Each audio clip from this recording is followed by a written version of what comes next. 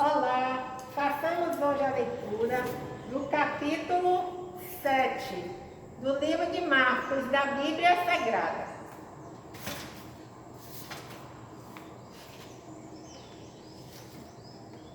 A tradição dos anciãos, Marcos 7:1.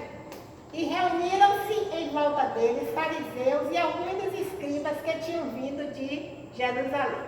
Marcos 7:2.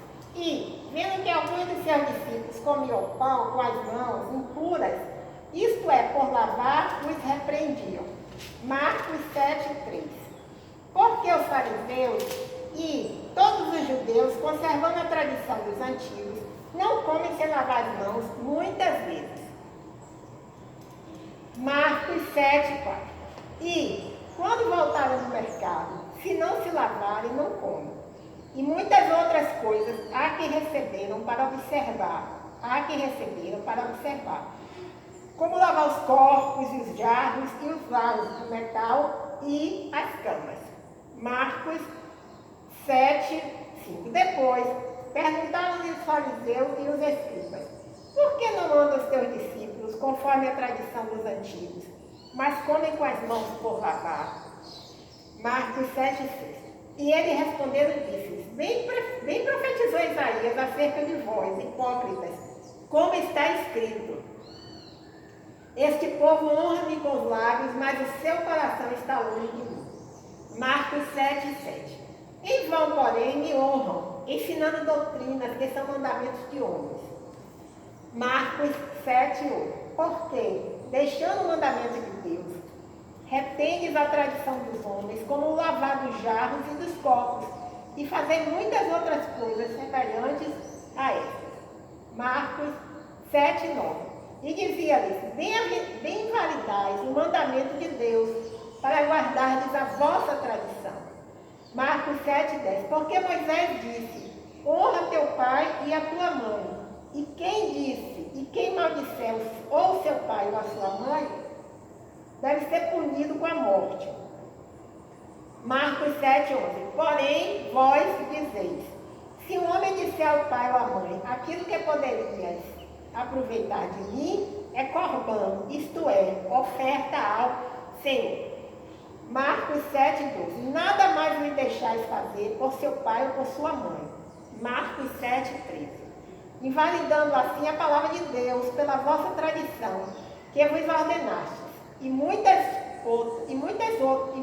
coisas fazeis, semelhantes a estas. Marcos 7:14. E chamando outra vez a multidão, disse-lhes: ouvi-me vós todos e compreendei. Marcos 7:15. Nada há fora do homem que entrando nele possa contaminar, mas o que sai dele, isso é que contamina o homem. Marcos 7:16. Se alguém tem ouvidos para ouvir, que ouça. Marcos 7:17. Depois, quando deixou a multidão e entrou em casa, os seus discípulos o interrogavam acerca dessa palavra. Marcos 7:18. E ele disse-lhes: assim também vós estáis sem entendimento? Não compreendeis que tudo que é de fora entra no homem não pode contaminar? Marcos 7:19. Porque não entra no seu coração, mas no ventre, e é lançado fora, ficando puras todas as comidas. Marcos 7:20. E dizia: o que sai do homem, isso é que contamina o homem. Marcos 7:21. Porque do interior do coração dos homens, saem os maus pensamentos, os adultérios, as prostituições, os homicídios. Marcos 7:22. Os furtos, a avareza, as maldades, o engano, a dissolução, a inveja, a blasfêmia, a soberba, a loucura. Marcos 7:23. Todos estes males procedem de dentro e contaminam o homem. A mulher cananeia. Marcos 7:24. E, levantando-se dali, foi para os territórios de Tiro e de Sidom. E entrando numa casa, queria que ninguém o soubesse, mas não pôde esconder-se.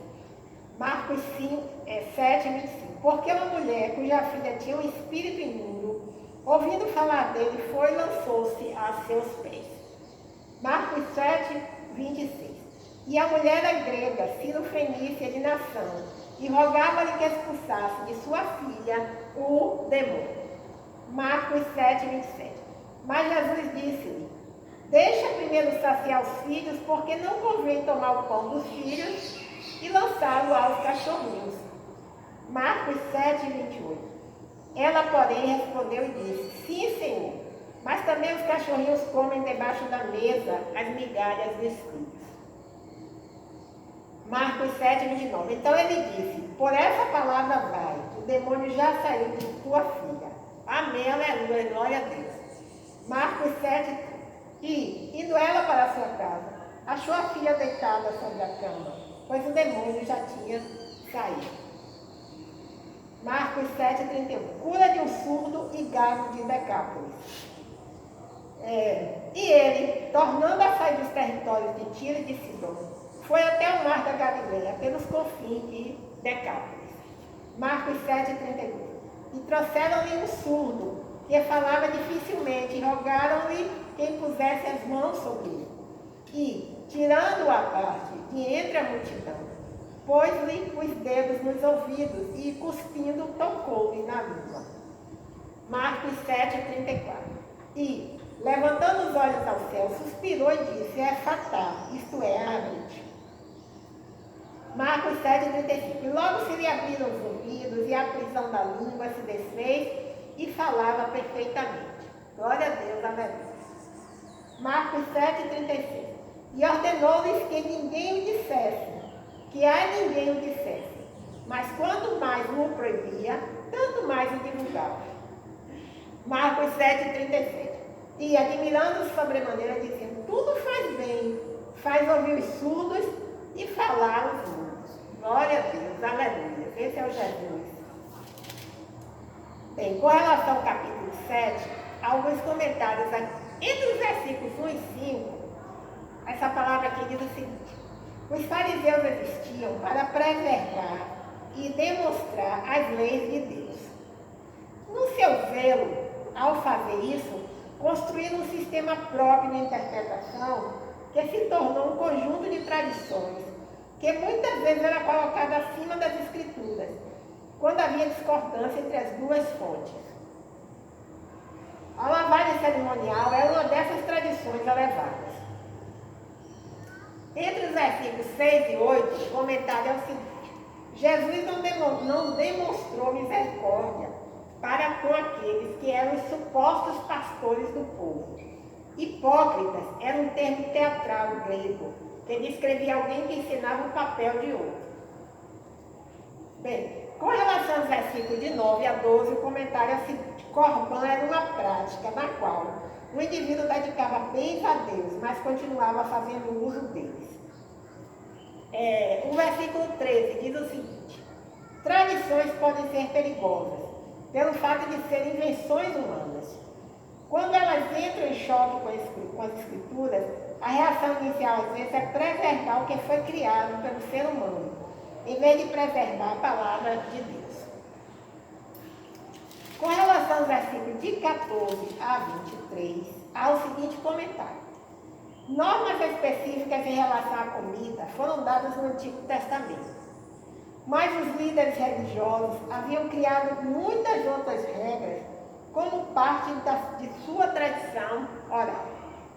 Esse processo havia progredido a ponto de muitos líderes religiosos acreditarem que a retidão de uma pessoa poderia ser determinada por sua alimentação. Jesus condenou essa crença porque ela obscurecia a verdadeira questão, que o coração não é comida, é a fonte da impureza. Glória a Deus, aleluia. E ainda dois comentários. Um com relação ao versículo 24, que diz assim: a mulher cirofenícia era gentia e foi ao encontro do Salvador. E o último comentário se refere aos versículos de 32 a 37. Diz assim: esse relato de uma cura singular é encontrado somente no Evangelho de Marcos.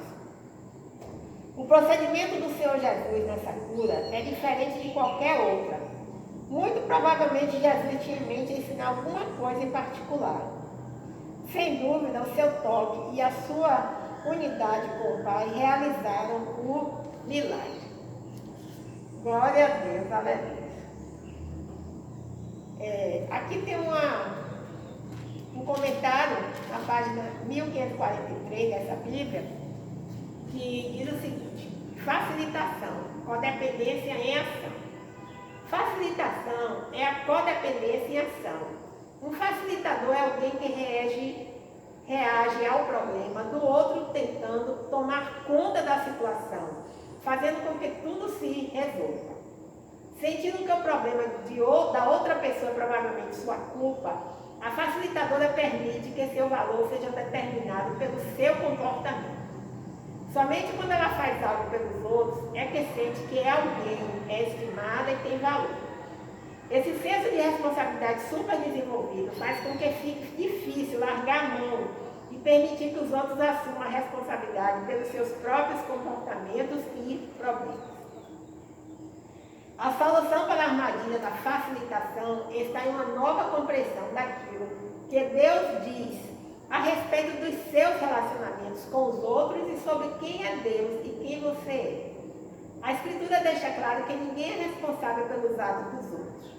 Quando o jovem rico veio até Jesus, Jesus disse a verdade e então deixou que ele tomasse a sua própria decisão. O mestre não procurou seguir o jovem ou manipular seus atos, embora o amasse muito. Largar a mão é difícil, no entanto, quando compreendemos que somente Deus é o bom pastor e que Ele faz muito bem o seu trabalho, conseguimos entregar ao Senhor até mesmo os nossos entes mais queridos. Glória a Deus, aleluia. A facilitadora, mais do que tudo, precisa entender quem ela é em Cristo. Ela é muito importante porque Deus a ama, não por causa daquilo que ela faz, mas por causa de quem ela é, como sua filha amada. O Senhor amou antes que ela tivesse tido a chance de realizar ou falhar em qualquer coisa. E como nova criatura de Jesus Cristo, ela é santa e sem culpa aos olhos de Deus. O amor e a misericórdia de Deus por ela são ricos e grandiosos. E é a sua filha porque esta é a vontade de Deus. E não porque tem alcançado a aprovação por seu próprio mérito. Bem, então, aí fica uma reflexão, né, para nós sabermos individualmente acerca dessa palavra. Então, hoje concluímos, né, a leitura no livro de Marcos, o capítulo 7 da Bíblia Sagrada. Até o próximo encontro, se o Senhor Deus assim o permitir. O nome do nosso canal é a leitura da Bíblia. E meu nome é Lúcia Marques. Até o próximo encontro, se o Senhor Deus assim o permitir.